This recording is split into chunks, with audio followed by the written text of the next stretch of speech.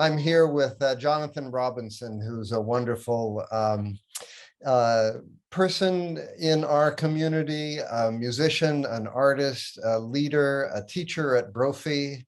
And I was just wowed on Christmas Eve when I got to hear him play for the first time. And so I've asked him if he would begin our interview by playing a little bit on the clarinet, just to give us a flavor of the kind of work that you do. Of course.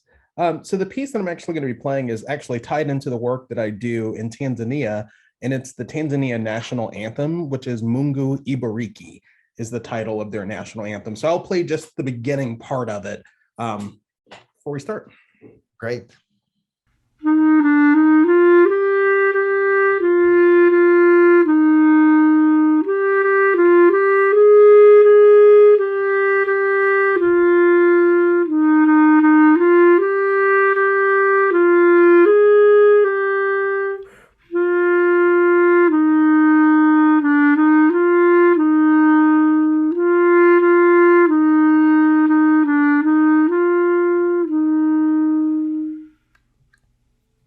Thank you.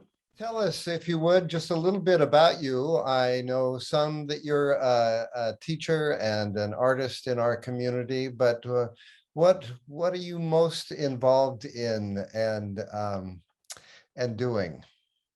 All right, so my name is Dr. Johnathan Robinson. I received my doctorate from Arizona State University in 2019 after a long 10-year process trying to obtain that degree. But me as a person, I'm the moderator of our church, of First Church UCC downtown.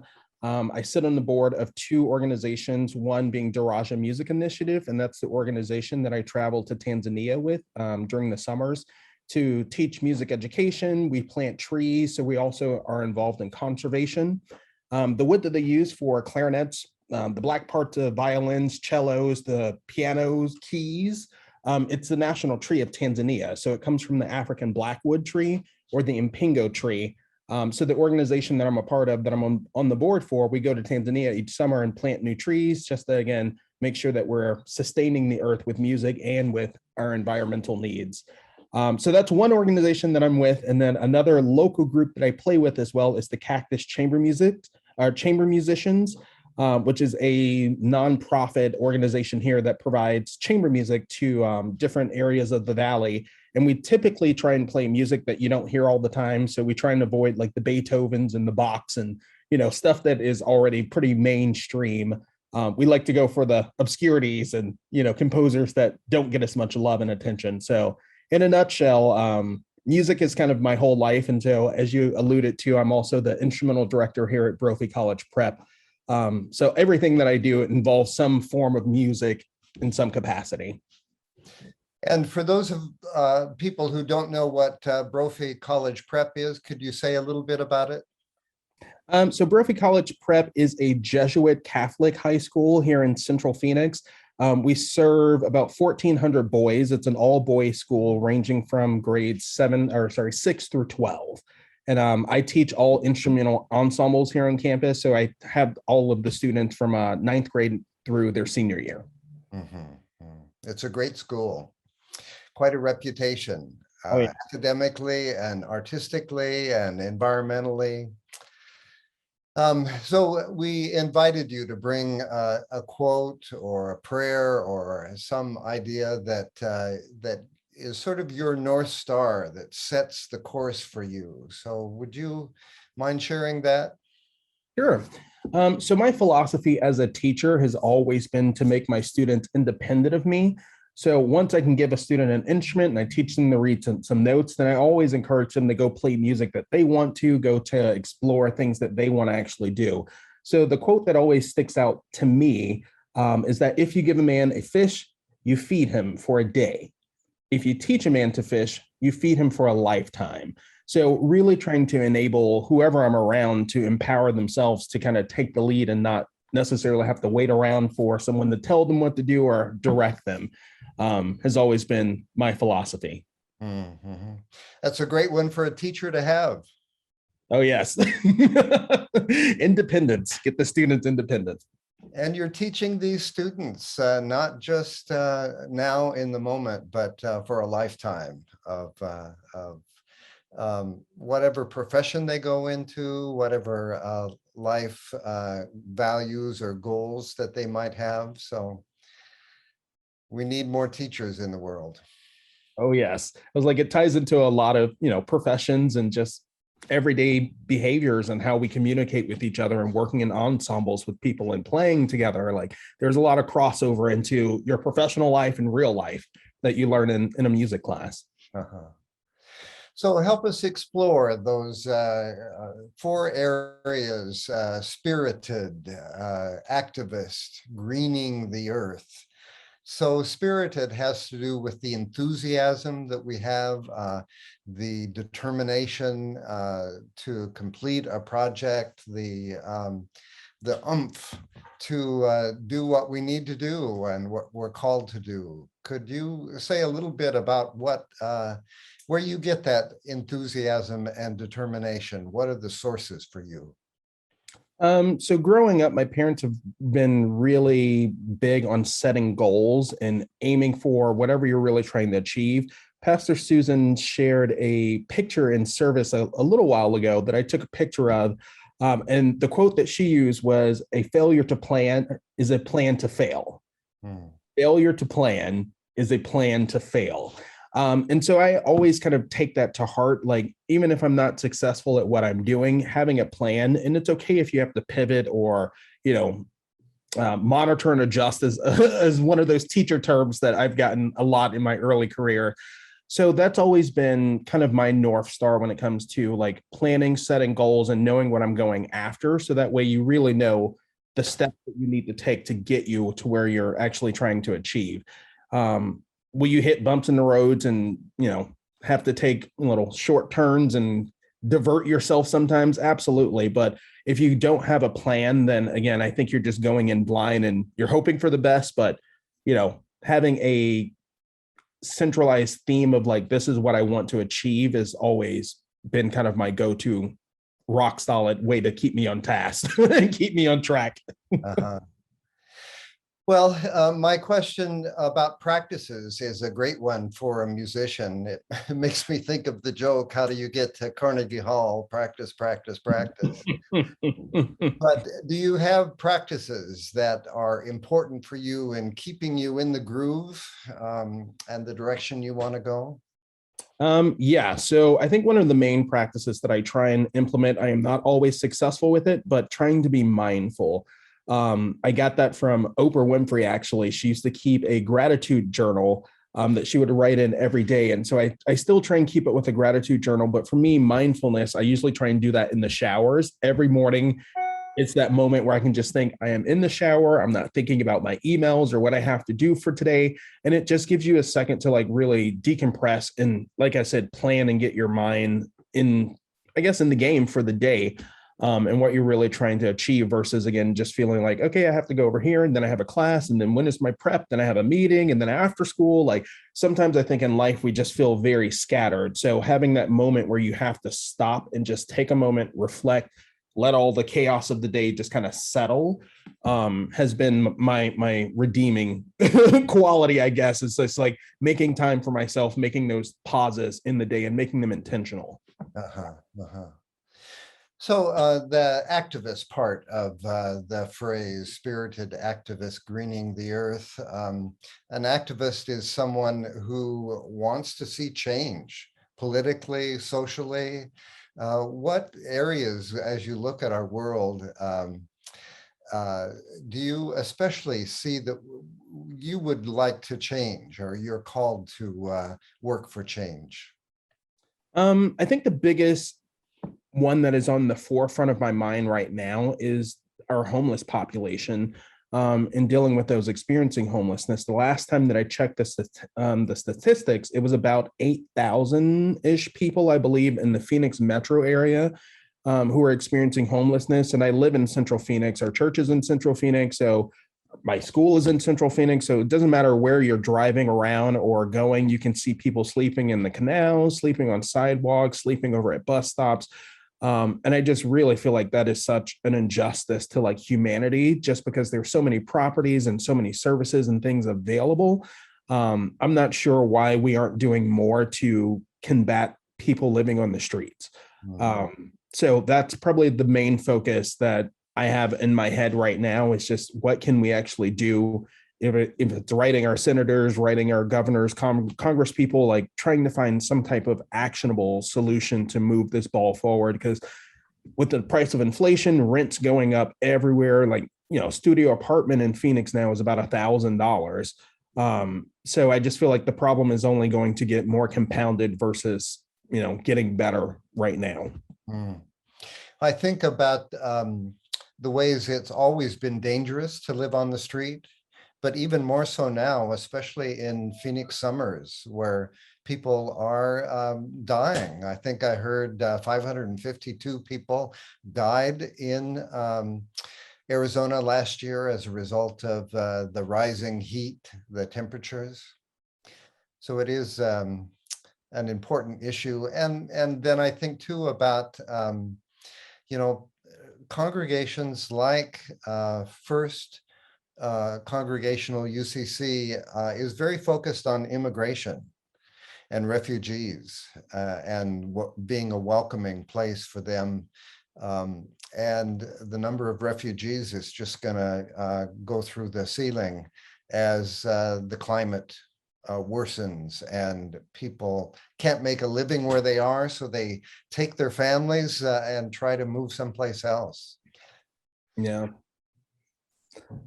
I think there's going to be a lot of migration because of, the climate, and even then thinking about Phoenix and our use of water and how, I get up in arms about people watering their grass, and I wish we all had artificial turf just to try and save some of my water. Because, I get sad every time you go into Las Vegas and you see Lake Mead and the water levels just dropping and dropping and dropping. So, that is a major concern. And I'm surprised it wasn't a higher number of people who passed this past summer from the heat, because, once you start talking about 115, 117 degree heat and people are outside unsheltered, those are super dangerous temperatures. So again, I'm surprised it wasn't more people, more fatalities from our summers. Mm-hmm. So the last phrase is greening the earth.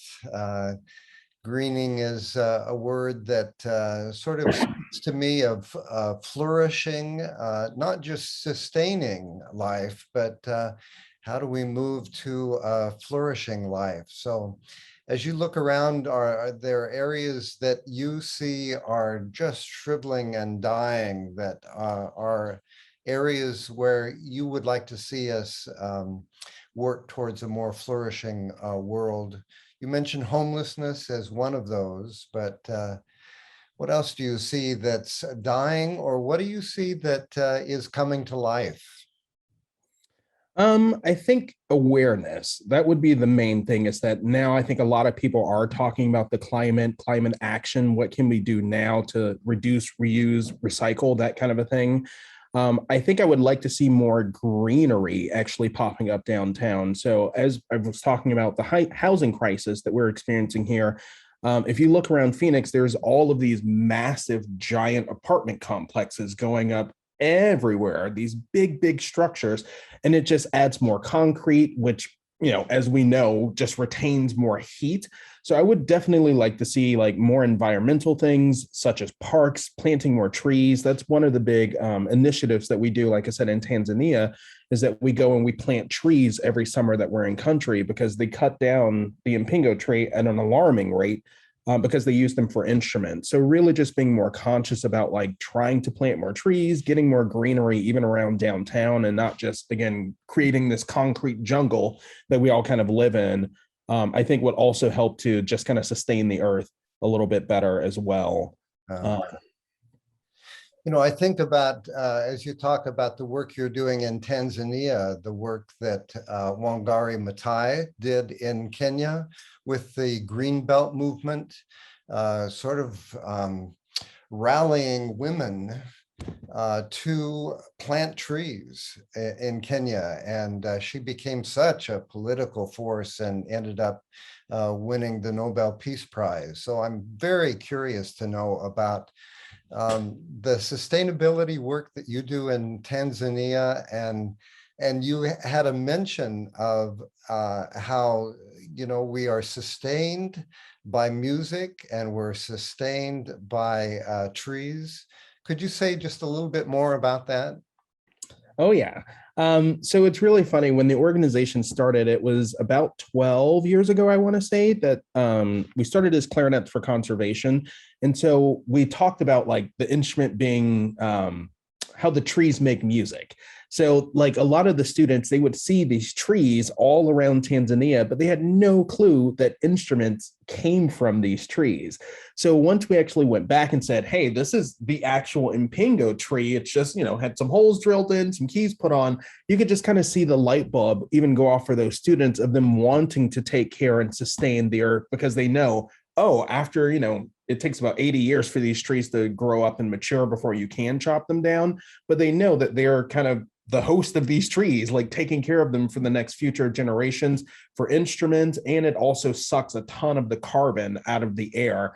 Because the tree is naturally this black color. They don't stain the instrument to make it this color. This is the actual wood, the color of the wood, which is, again, great for the environment. So teaching the students about sustainability, environmentalism, and just being like good arbiters of the earth and how that ties into music, I think is just really kind of shocking for people. You know, we just buy these things, we see a piano, and we just never really assume where did it come from.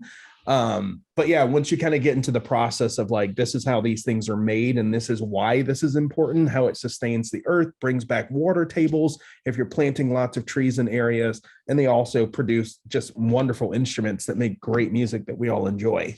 You know, there's that phrase that I'm thinking of now, that music soothes the wild beast. Well, taming the beast.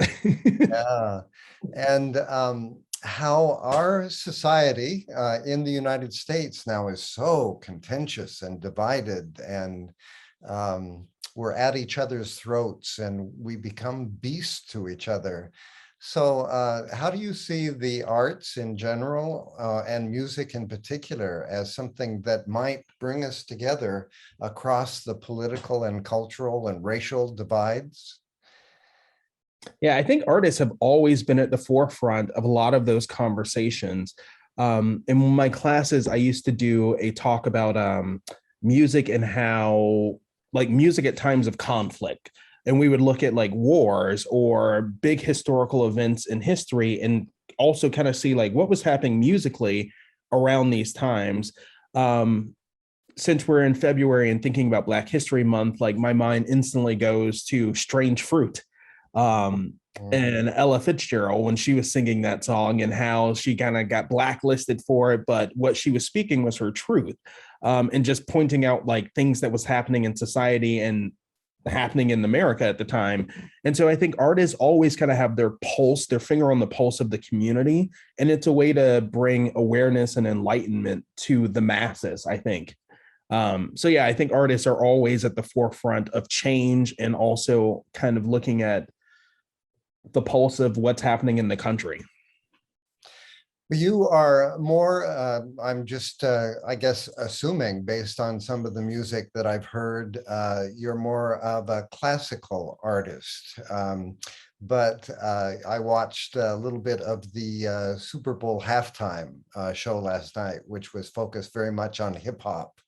Have you got anything to say about hip hop and the contribution that Black artists have brought to us there? I do, and I misquoted that. That was not Billy, or sorry, Ella. It was Billie Holiday who sang "Strange Fruit." Sorry about that. I loved seeing the halftime show last night, even though I am an arts person, and yes, you've pegged me. I have, my background is in classical music. I wish I were a jazzer and I had more of those skills, but Yeah, looking at the halftime show again, I thought it was a great representation of just having so many artists of color, artists that have been around. Hip hop is one of the like largest forms of music, genres of music, and it's never had a debut at the Super Bowl. So seeing that actually happen last night was actually really kind of riveting, and seeing all of, Mary J. Blige and all those fun people like up on the stage just doing music that I've heard all my life. Was actually really refreshing to see it kind of being accepted on the mainstream, I guess, even though it's been around forever. So Yeah, certainly the energy of that performance was over the top and just got the crowd going. And we need that kind of energy in the climate movement as well. So yeah. do you have sages that you turn to that are exemplars for you?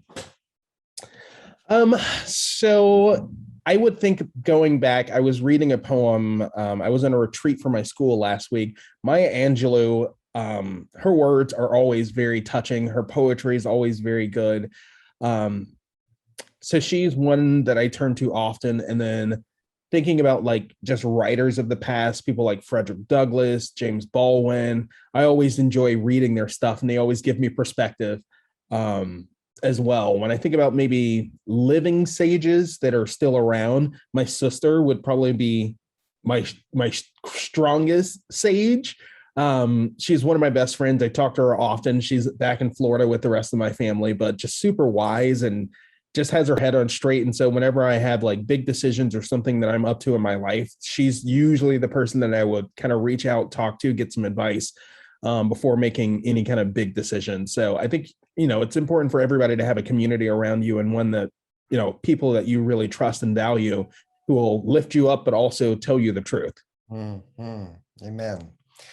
How about Growing Edge now? I think about Howard Thurman's wonderful idea about the growing edge. And, that is the source of our hope in moments of despair. Do you have growing edges for you in your life? I think I always have my tentacles kind of going out in some direction into something new.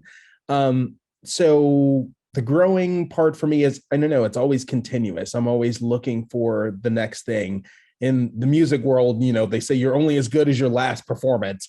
So you're always pushing the envelope, looking for a new kind of source of inspiration.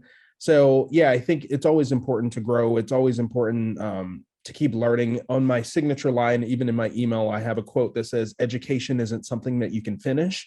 And I really, truly believe that we always learn new skills. And especially during the pandemic and all the teachers having to go online, teaching band online, like we were all getting stretched and learning new skills that, I wouldn't have acquired if I wasn't forced to look at the world in a new light. Mm-hmm.